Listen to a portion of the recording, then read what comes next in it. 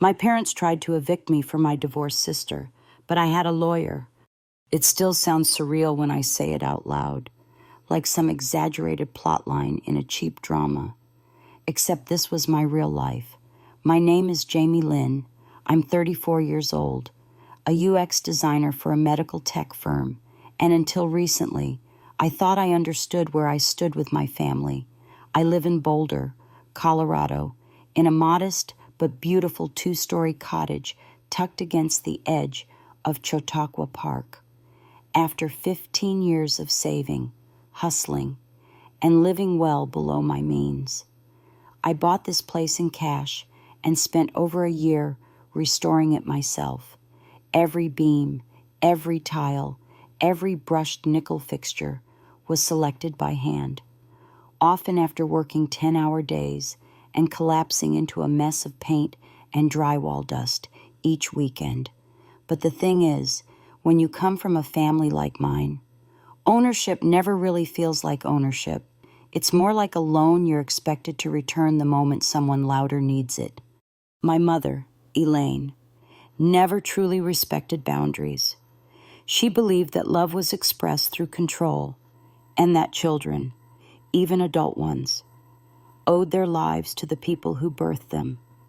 My father, David, played the role of the quiet man, always slightly behind her, nodding when convenient, silent when it mattered. And then there was Crystal, my older sister. Crystal, who cried easily and often. Crystal, who married fast, divorced faster, and somehow always landed on her feet thanks to someone else's cushions. She had 2 kids, Aiden and Lacey, both under 10, sweet but often used like props in one of her ongoing performances of helplessness. That day started quietly. I had just finished applying a final coat of sealant on the refinished stairs when I heard the chime of the front gate. I looked out the window and saw them all standing there.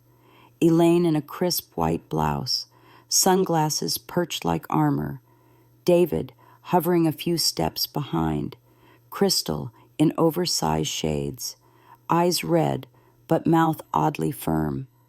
The kids stood between them, fidgeting, clearly uncomfortable. I opened the door without thinking, still holding the brush in one hand. My mother didn't wait to be invited in. She walked straight past me into the living room, as if the house had been waiting for her arrival. Crystal followed with an exaggerated sniffle, and my father mumbled something about how nice the place looked. I was still confused, wiping my hands on a towel, when my mother turned to me with that look, the one that meant she'd already made a decision and your opinion was a mere formality. "Your sister needs this space," she said. "You're one person. She has 2 children. It's only fair." The words were delivered so calmly, like she was discussing the weather. I stood still, blinking, not understanding. "Excuse me," I asked. Crystal stepped forward. "I can't stay at the apartment. The lease is up.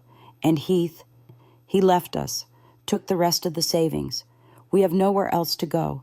I knew for a fact that wasn't true. Heath may have walked out on her, but he wasn't the type to abandon his kids without support. I opened my mouth to say something, but my mother cut me off. "This is your family, Jamie.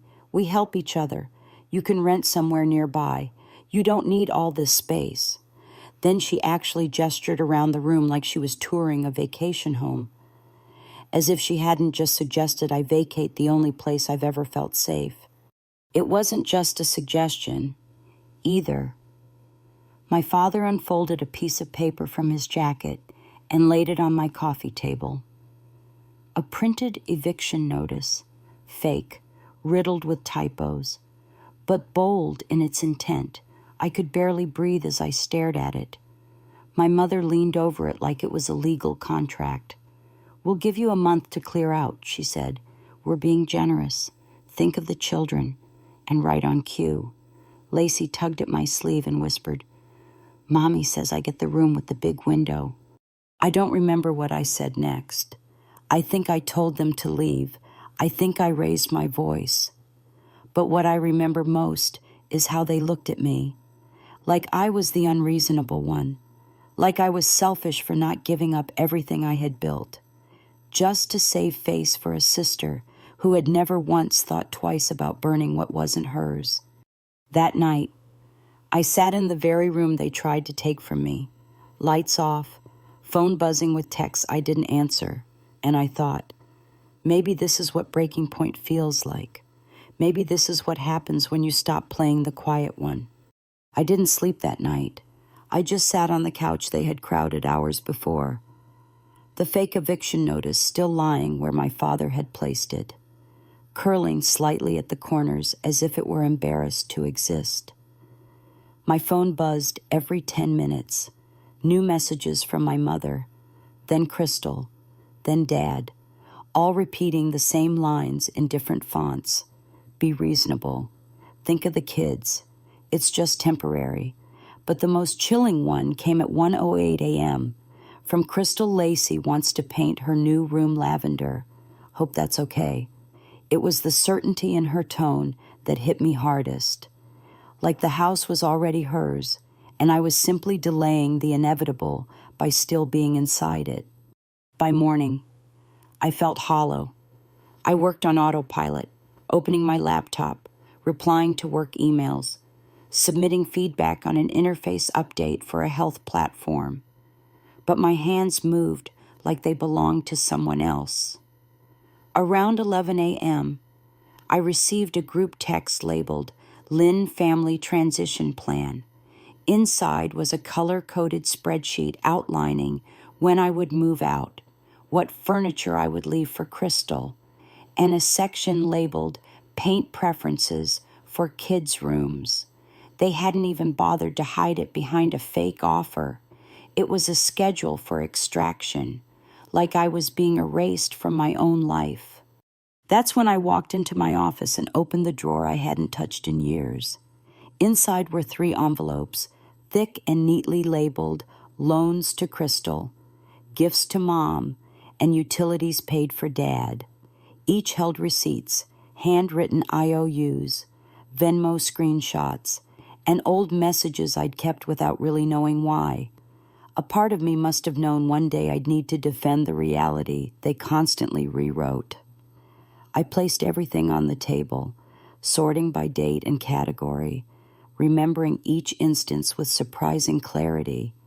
The spa gift card I bought Mom when she said stress was ruining her blood pressure. The $5,000 I sent Crystal when she said Heath was out of work. The credit card payment I made for my dad when his line of credit was frozen. None of it had ever been returned.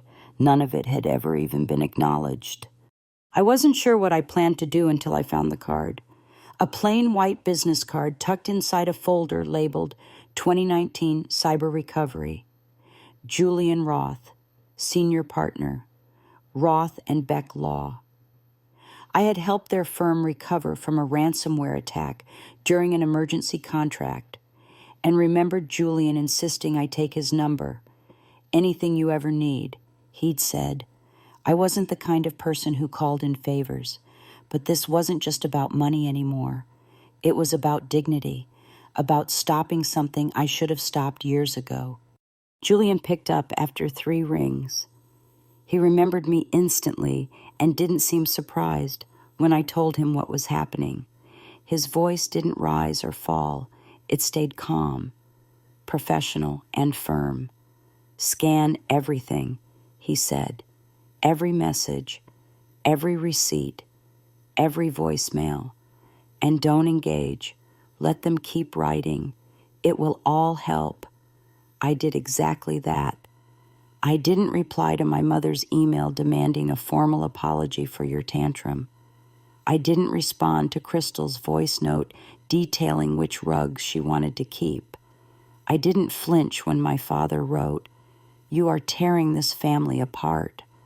That evening, I looked out my window and saw Crystal parked across the street, holding up paint swatches to my front porch. Lacey was pointing excitedly. Aiden kicked a ball into my hedge. They weren't even pretending anymore. That's when the first crack in me sealed. Not broke, sealed. because I knew then, with perfect clarity, that I couldn't negotiate with people who had already decided I was furniture. I picked up my phone, opened my scanner app, and began compiling a folder titled Lynn vs. Lynn, Evidence of Coercion and Financial Exploitation. As I uploaded the last PDF, Julian texted tomorrow, "We start," and I realized I wasn't alone. I had the truth. I had the records. I had enough. They thought I would fold like every other time. They didn't know I had learned something over the years. You can love people and still not let them ruin you. By the next morning, everything was ready. I had scanned and labeled every file into chronological order, from Crystal's first desperate text about her essential oil startup to my mother's vacation request disguised as a health emergency. The digital folder I sent Julian was so organized it could pass for a forensic audit. He replied within the hour, calling it thorough and damning. By noon. He had drafted the first letter. Not quite a legal threat, but a warning written in the kind of language that makes people think twice. He addressed it to my parents and Crystal, using their full legal names, citing the forged eviction notice, financial coercion, and what he called an ongoing campaign of psychological harassment. I read it 3 times, each pass helping me breathe a little deeper. The version I printed for myself sat heavy in my hands, more than just paper. It was proof that I wasn't imagining any of this. I wasn't overreacting. I had simply been conditioned not to push back. They received the letter the same afternoon, confirmed by tracked delivery. It didn't take long for the spiral to begin. My phone buzzed within 20 minutes. First came the silence, just Crystal staring at my house from her car without getting out. Then came the chaos. She posted a filtered photo of her children on social media, captioned with a masterpiece of emotional manipulation when family chooses pride over love. It's the children who suffer, homeless and heartbroken. Her followers flooded the comments with sympathy, many of them strangers I didn't know, but who now believed I was the villain in some twisted family drama. I didn't reply. I just saved screenshots and forwarded them to Julian, who responded with a single word, useful. The next move was theatrical. That evening, my mother showed up at my front gate holding a white megaphone and a clipboard. She stood on the sidewalk, facing my house like it was a protest site, and began delivering a speech to nobody in particular about moral decay, selfish daughters, and the duty of blood. Neighbors peeked through blinds. A delivery driver slowed his truck. Crystal joined her 10 minutes later, crying on cue. The kids in tow looking confused and tired. Aiden whispered something, and Crystal snapped at him. Lacey kept adjusting her glittery headband. I watched through the security camera without moving, letting the footage roll. Julian had warned me not to open the door, not even to speak, because every second of their escalation helped my case. By morning, the video was all over Crystal's social feed, cut and edited to make it seem like she was simply a kind mother asking for help while I coldly refused from inside my palace of cruelty. I recognized the narrative. It was the same one they'd always used, just amplified by internet pity and hashtags. My Aunt Rose called that afternoon, clearly shaken. She'd seen the video and wanted to know if it was true. I told her I had proof of everything. I told her about the fake notice, the thousands I had given over the years, the emotional blackmail disguised as family bonding. She was quiet for a moment and then said something I hadn't expected. "I believe you. Jamie, I've seen it before. I just never thought they'd go this far." That same evening, my father sent a carefully worded email titled "A Proposal," inside.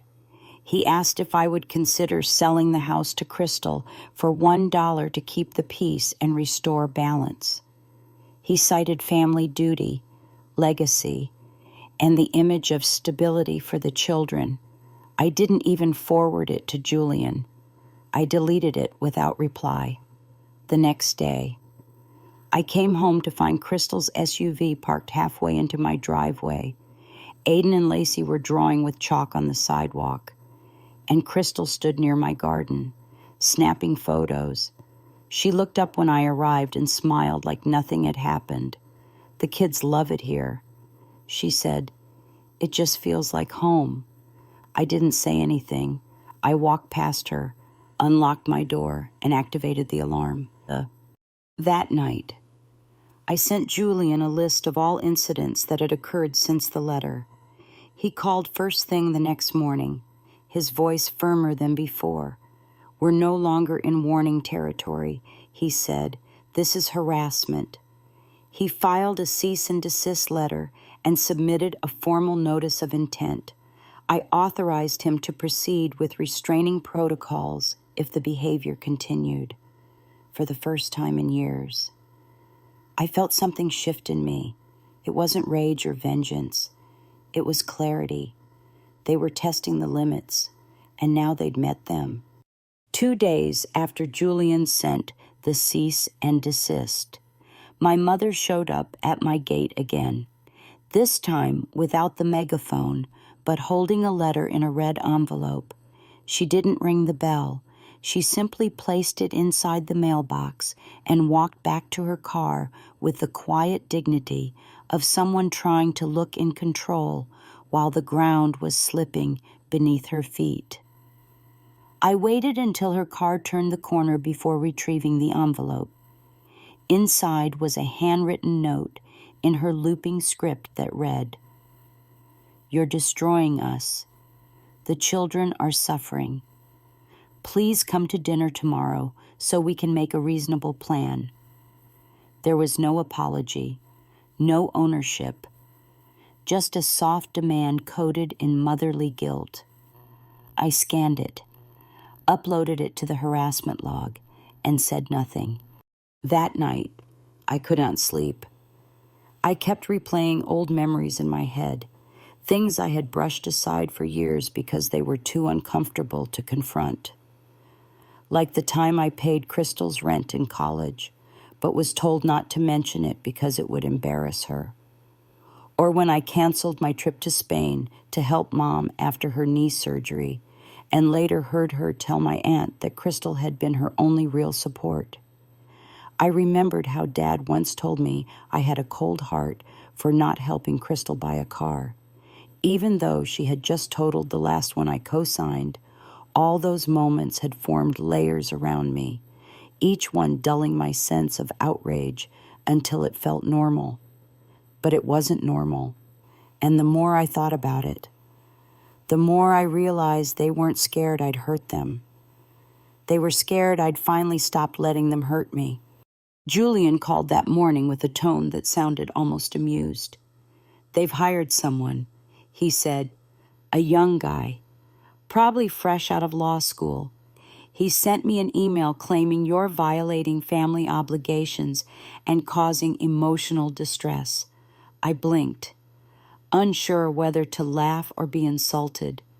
Julian continued, "He also suggested you sign the house over in exchange for peace.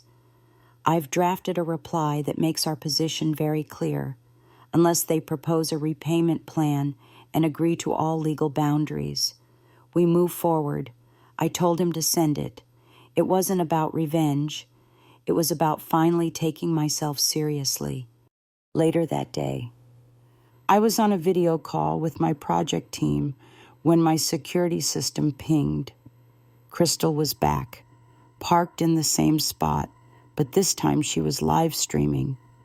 The caption read, "Visiting the house I'm being unfairly pushed out of. Pray for my babies."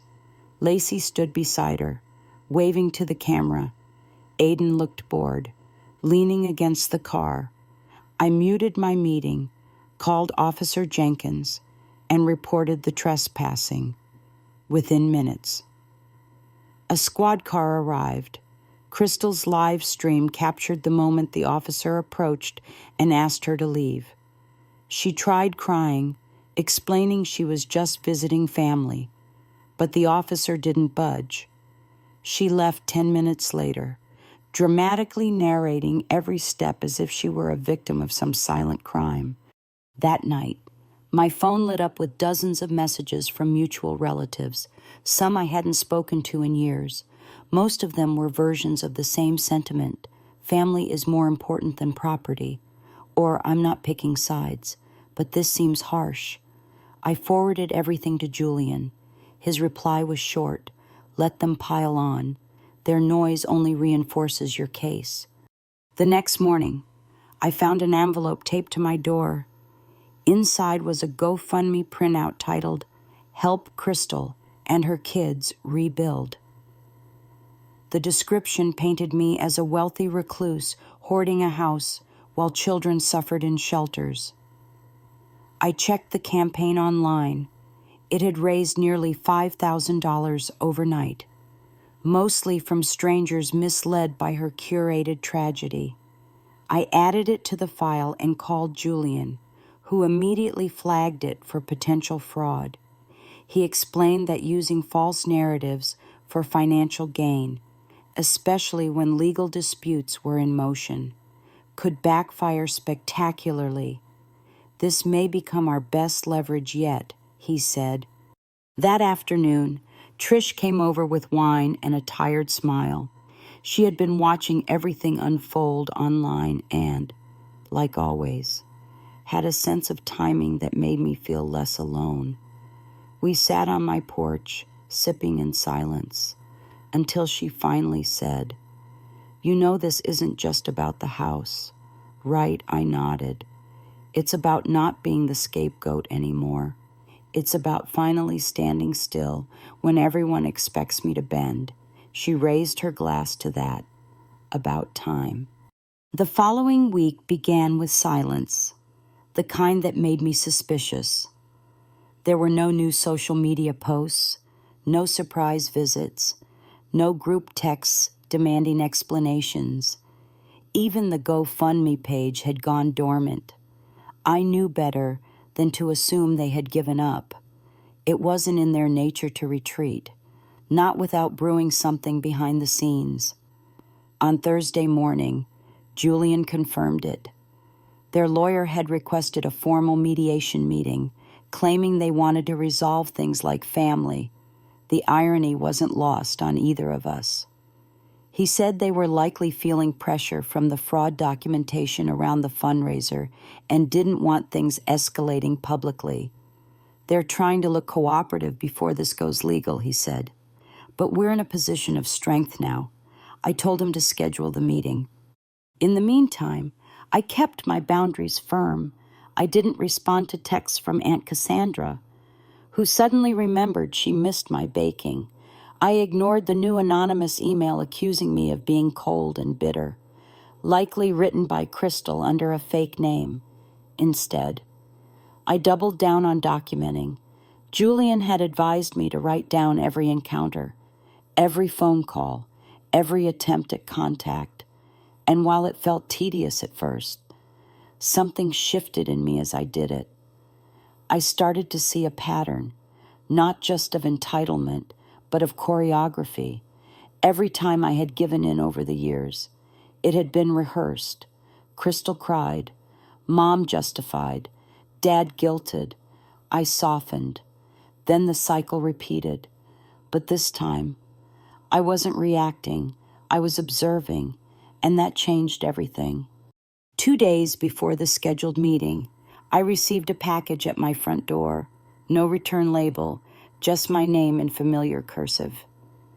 Inside was a photo album, every page filled with carefully chosen moments from our childhood. Vacations, holidays, even school plays.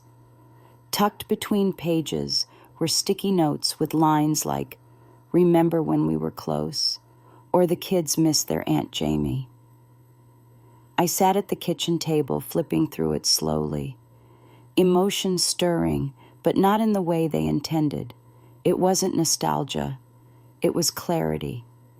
Every photo was a curated version of the past, missing the real stories behind the smiles, like how I had to cancel my piano recital because Crystal forgot her lines in a play and needed to rehearse, or how I saved up for our trip to Yellowstone but was told not to mention it because Dad wanted everyone to think he paid. The album wasn't a peace offering.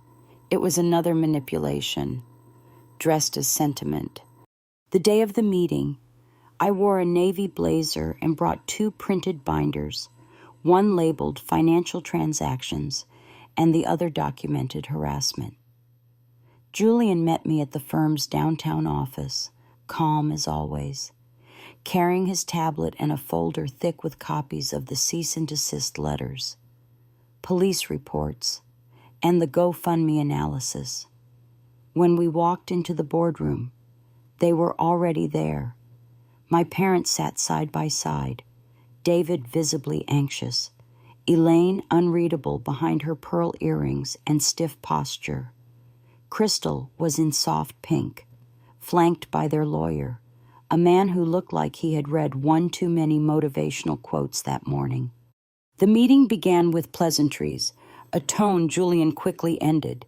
He laid out the timeline, the demands, the evidence. Then, without pause, he clicked a remote and displayed the edited live streams, screenshots of the fundraiser, and my scanned records of over 10 years of financial support. The room shifted. David looked down. Crystal's posture shrank. Elaine remained still. Though her fingers gripped the armrest just slightly tighter, their lawyer requested time to discuss privately. We stepped outside. Julian looked at me and asked how I felt. I didn't answer right away. I wasn't angry. I wasn't vindicated. I just felt steady. For the first time in years, I wasn't waiting for someone to tell me how to feel. When we returned, their lawyer spoke in a softer tone. They were willing to enter a repayment plan and sign an agreement of no further contact unless initiated by me. There was resistance, of course. My mother called it cold. Crystal muttered something about abandonment. But in the end, they signed, and when they did, I realized something even deeper. This fight had never just been about keeping the house. It was about keeping myself. The house was just the first thing I had built on my own. My peace, my space, my decisions. Those were the parts they really wanted to dismantle. But now they couldn't, and that made all the difference. The day after the meeting, I woke up to an unfamiliar quiet. No pings from security cameras, no family group texts, no veiled threats disguised as concern. It felt strange at first, like my nervous system hadn't yet caught up to the silence. I made coffee and stood by the window, looking out at the garden I'd built with my own hands. The butterfly plants I had chosen last spring were finally blooming, soft and defiant in the morning sun. It hit me then how long I had been on edge in my own home, how deeply I had internalized the idea that safety was conditional, that it could be revoked if I didn't comply. But now, something had shifted, not just legally, but emotionally. The house was still mine, yes, but more importantly, I no longer felt like I had to explain why I deserved to stay in it. Later that day, Julian called to confirm the payment schedule had been set up. Monthly installments from my parents and Crystal would begin at the end of the month, automatically withdrawn if they defaulted. The clause allowed for asset liens. He said it plainly. No emotion, no gloating, just facts. I appreciated that. I didn't want to celebrate what had happened. I just wanted it to be over. After we hung up, I spent the rest of the day cleaning, not because the house needed it, but because I did. I scrubbed baseboards, rearranged shelves, replaced the living room rug. It wasn't about erasing what had happened. It was about reclaiming the space where it had happened. The next few weeks were uneventful on the surface, but underneath, I could feel the ripple effect spreading. Crystal deleted most of her social media, probably trying to avoid further legal scrutiny over the GoFundMe. A few relatives reached out with half-hearted apologies or vague acknowledgments of not knowing the full story. I responded to none of them. Trish came over one night with takeout and 2 bottles of wine. We sat on the porch, and for the first time in months, our conversation wasn't about damage control. She told me she had started therapy. I told her I had started sleeping through the night again. It felt like progress. Then one afternoon, I found a small package on my doorstep, no name, just a neatly wrapped box with a pale blue ribbon. Inside was a teacup I recognized immediately. It had belonged to Aunt Rose, who had always kept it in her kitchen cabinet but never used it. Tucked underneath was a note. Some family we are born with, some we choose, love, are. I didn't cry, but I sat with it in my hands for a long time. I placed the teacup next to the coffee mug Sophie had given me, a student from the local coding class I had volunteered to teach. She was quiet, smart, full of questions. She reminded me a little of myself at 12, curious but cautious, unsure if she belonged in rooms with power. The next payment arrived on time, the second too, by the third. Word had gotten around that my father had picked up part-time work at a local hardware store and that my mother had canceled her country club membership. I didn't feel triumphant. I felt fair. Actions had consequences. Choices had weight. The narrative that I was cold or ruthless didn't sting anymore because I no longer needed their version of me to feel whole. My worth wasn't up for discussion, not in family group chats, not at dinner tables, not behind closed doors. It just was. One Saturday, I drove out to a local nonprofit that helped women transition back into tech after career breaks. They had invited me to speak about UX design and resilience in the workplace. I walked into the room, 20 pairs of eyes looking back, some eager, some hesitant. I shared what I knew, answered questions, stayed late to review portfolios. One woman, probably in her 40s, pulled me aside and whispered, "I thought I was too old to start again." I told her the truth. "You're not, but you do have to start." Her eyes filled, and I recognized the expression. It was the look of someone who'd been told to shrink too many times, but hadn't yet forgotten how to expand. That night, I sat in the garden again, watching the shadows stretch long across the grass. My phone buzzed once, a message from Officer Jenkins confirming that Crystal's car had been seen circling the block again. I didn't react. He said he would handle it. I let him. Some fights. I had learned. Don't need to be fought twice. A week after the second payment cleared, I started noticing subtle signs that Crystal hadn't quite accepted how things ended. It wasn't the direct confrontation type anymore. That phase had passed. Now it was performance crafted for sympathy, curated for subtle damage.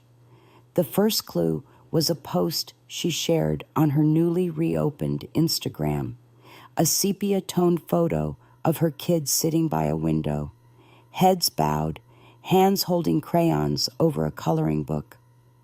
The caption read, "When home is no longer a place, we build one in our hearts, praying for peace." The comments were full of supportive voices, old classmates and internet acquaintances cheering her on, calling her strong, misunderstood. A mother doing her best in a cruel world. She hadn't mentioned me by name, but the implication was so clear it barely needed decoding. I didn't engage. I just archived the post and sent it to Julian for documentation. The next came 2 days later, when Officer Jenkins called to let me know that Crystal had shown up outside his station, claiming I was emotionally abusive and had endangered the kids by isolating them from family. He didn't sound concerned. In fact, he told me her statement was full of contradictions and emotional language, with no specific incidents or evidence. "We're not moving forward on it," he said, "but it's clear she's trying to wear you down through other channels." I thanked him and asked if she had made any mention of violating the restraining terms. He confirmed she hadn't crossed that line, at least not yet. It was almost admirable, in a strange and twisted way, how much energy she poured into the image of suffering. I knew the strategy because I had seen it before, long before lawyers and documents. Crystal didn't need to be right. She just needed to be pitied. It was her currency, the one thing that never bounced. The more you challenged it, the more she leaned in. The only way to win was not to play. That weekend, I went back to the community tech center and taught another workshop. It was mostly middle-aged women, some returning to work after raising kids, others pivoting careers entirely. One of them, Carla, asked how to make her resume feel less like a list of apologies. The question hit deeper than it should have. I told her what I had learned the hard way. Don't write around your strengths. Don't hide them behind humility. Just tell the truth clearly and let it speak for itself. She nodded, and I saw her shoulders relax a little. That night, I thought about how long I had watered myself down just to make space for Crystal, and how quickly the clarity came when I stopped. Then came the letter, handwritten, sent by mail, with no return address, but clearly in Crystal's handwriting. It began with, "I never meant for things to go this far," and ended with, "I don't need your forgiveness, just your understanding," in the middle. She described how hard life had become, how her friends didn't know what to believe anymore, and how the kids asked about me every day. She didn't apologize, not once. Instead, she asked if I would consider visiting them, maybe even spending a weekend together like old times. I folded the letter and placed it in the same folder as everything else, not because I was afraid, but because I wasn't going to let sentimentality rewrite the facts. She had tried to take my home, ruin my reputation, and turn my life into her stage. A letter didn't erase that. Trish came over the next day, and I showed her the letter. She read it silently, then passed it back to me without a word. After a long pause, she said, "That's not regret. That's a setup." I nodded. I had thought the same. There's a kind of remorse that wants to make things right, and another kind that just wants to reset the cycle. Crystal's was the second. I wasn't angry anymore, and that was the real win. I could look at her behavior, understand it for what it was, and still not be pulled into it. That night, I sat on my porch as the sun dipped low behind the foothills. My phone buzzed, and it was a text from Aunt Rose, just a photo of a mug that read, "Boundaries are love with a backbone," and a simple note underneath, "Keep going." I smiled, closed the phone, and leaned back into the quiet, for the first time in a long time. I wasn't bracing for the next move. I was just living, and that, I realized, was the most powerful thing of all. 3 weeks passed without incident, and the quiet had started to feel real again. The payments still came on time. Crystal stayed off my street. My parents, to my knowledge, Hadn't tried any more backdoor negotiations through relatives. The silence didn't mean peace, not in the full sense of the word, but it meant distance. And distance was something I had fought years to earn. It gave me space to think clearly, to work without interruption, and to feel like my home wasn't on borrowed time. I planted new wildflowers near the fence that week, ones that wouldn't bloom until fall, and as I watered them each morning, I felt something unfamiliar anchoring itself in my chest. Not happiness exactly, but resolve, a quiet kind of certainty that didn't rely on anyone's approval to exist.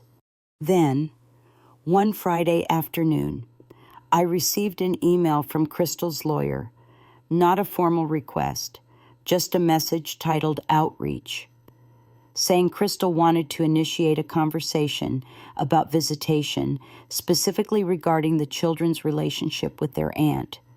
It was worded carefully, dressed in legal neutrality, but the message was clear. She wanted access to me again. Maybe not to me as a person, but to the role I used to play. The one who showed up with gifts, who paid for school trips, who babysat without questions, who absorbed emotional fallout without complaint. I stared at the email for a long time. Then I closed my laptop, stood up, and walked outside. I didn't need to answer right away. And more importantly, I didn't owe a single thing. The next day, Aunt Rose dropped by unannounced, holding a small brown envelope and 2 iced coffees. We sat on the porch without talking for a few minutes. Then she handed me the envelope. Inside were 2 drawings from Aiden and Lacey, stick figures and hearts, and the words, "We miss you, Aunt Jamie." I took a slow breath. Rose didn't speak. She didn't pressure. She just let the moment stretch. "Finally," I said, "I do miss them, but I'm not stepping back into a fire just to prove that." She nodded. "I know, and I'm not here to change your mind, just to bring a little truth with no agenda attached." That kind of honesty was rare in my family. It stayed with me long after she left. The next week, I poured myself back into the local tech classes. I designed a 3-week curriculum for intermediate UX learners and pitched a mentorship program for young women entering the digital health space. The center approved it with enthusiasm, and soon I was working with women whose lives had nothing to do with mine. That, in itself, was healing. To be useful without being used. To share what I knew without being drained. One of my mentees, a single mom named Letitia, told me during a coffee break, "I used to think you had to be soft to be good. Now I think you just have to be clear." I smiled at that. Clarity didn't come easily, but once it arrived, it rarely left. One evening, as I reviewed some feedback forms in the kitchen, I heard a knock at the door. Through the peephole, I saw Lacey standing alone on the porch, clutching a sketch pad. My first instinct was fear, but then I noticed a parked car across the street, engine still running. I opened the door just slightly. Lacey looked up at me with that familiar mix of shyness and mischief. "I made you something," she said. I took the sketch pad and saw a drawing of our garden, complete with butterflies and the little stepping stones I had added last spring. She smiled, proud. "Mom said we're not supposed to come here, but I wanted to say hi." I glanced at the car. Crystal was watching, sunglasses on, unmoving. I bent down to her level and said gently, "Thank you. Lacey, this is beautiful, but next time you have to ask before coming." "Okay." She nodded, and I walked her back to the car myself. Crystal rolled down the window and looked at me like nothing had ever happened. She insisted. I didn't want to cause trouble. I didn't respond. I just closed the car door and stepped back as they drove away. That night, I texted Julian and Officer Jenkins to document the visit, not out of anger, but to keep the record straight. Boundaries only work if you reinforce them, especially when they're being tested in small, quiet ways. The next morning, I placed Lacey's drawing on my fridge. It reminded me that I could still love without losing myself, that I could care without reopening the gates. That's what nobody had taught me growing up, that love without self-erasure wasn't selfish. It was the only kind that lasted. The drawing stayed on my fridge longer than I expected, not because I was clinging to it, but because it reminded me of something that took me years to understand. It's possible to miss people and still not want them back in your life. That subtle ache, the kind that comes from loving someone who repeatedly hurts you, doesn't disappear just because you set boundaries. It quiets, it dulls, and eventually it just becomes part of the background, like an old scar you stopped explaining. That weekend, I drove out to a hiking trail just outside Boulder, one I hadn't visited in years. The path curved gently through pine and sagebrush, and the wind carried the scent of summer that was slowly beginning to shift into early autumn. With each step, I felt the layers of obligation that used to sit so tightly on my shoulders begin to loosen.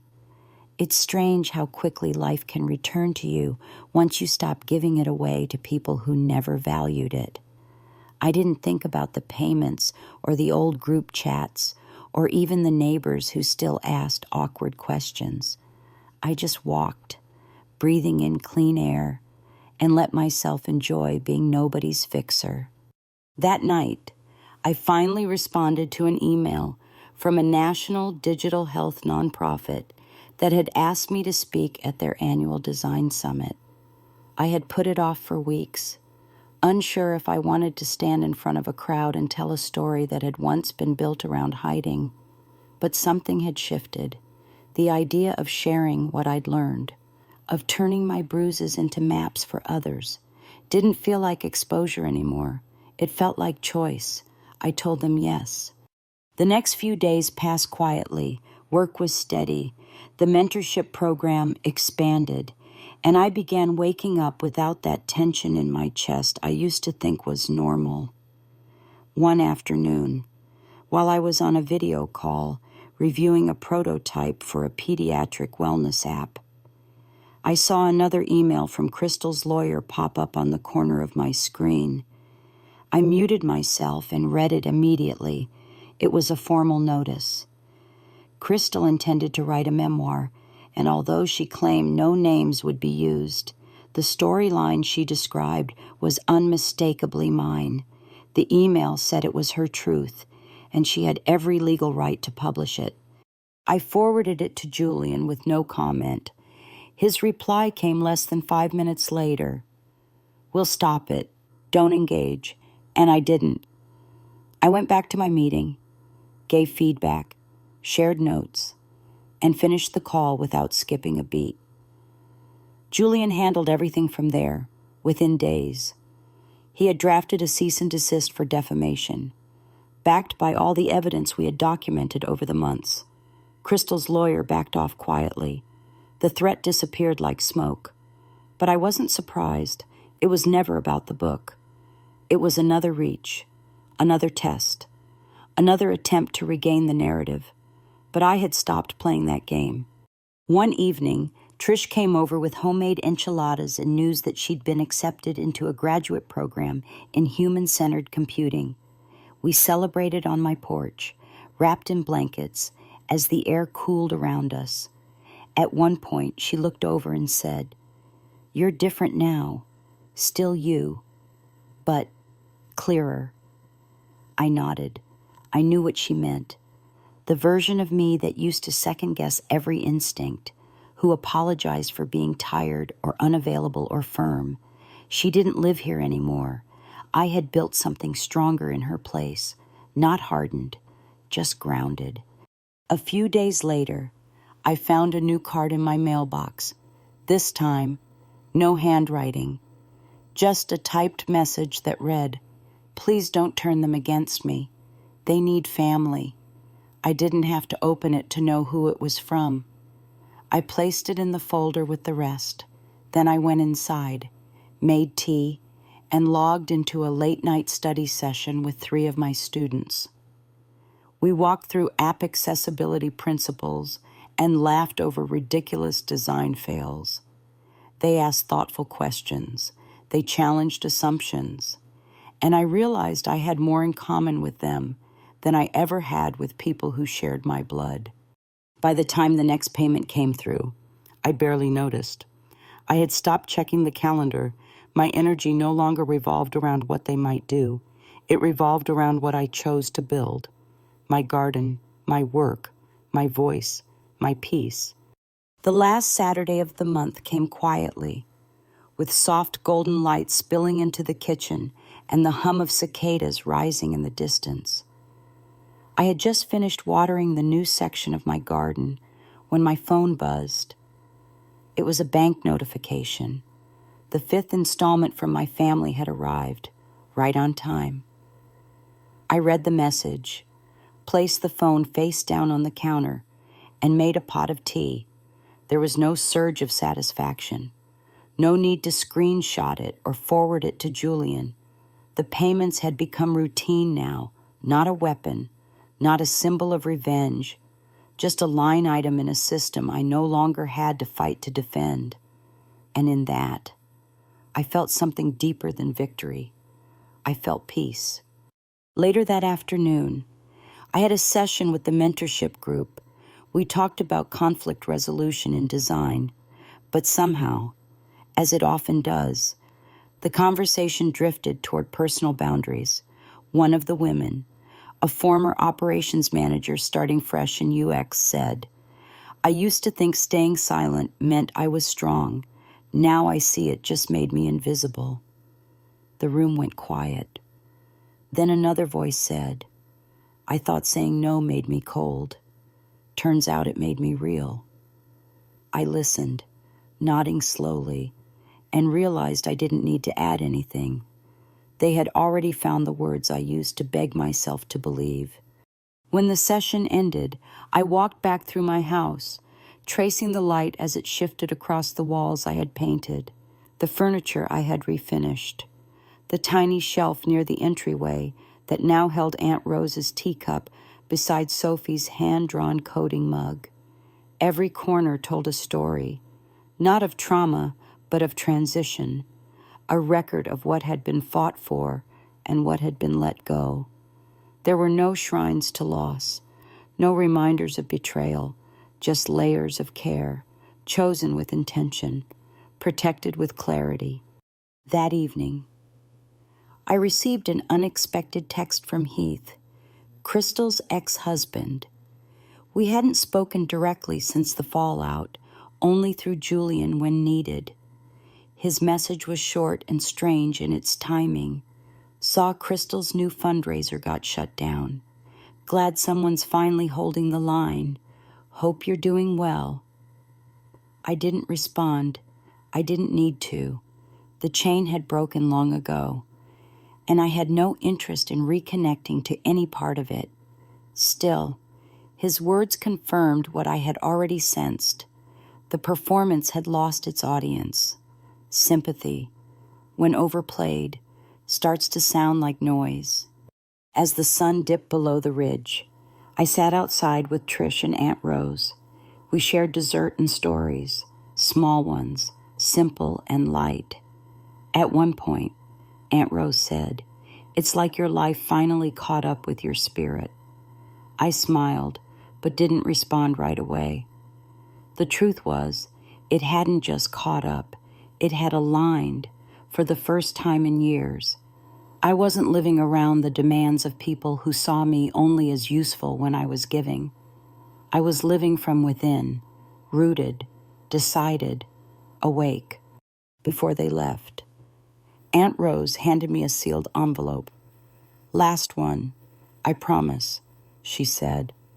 Inside was a handwritten thank you note from Brianna, a neighbor's niece I had tutored through college applications.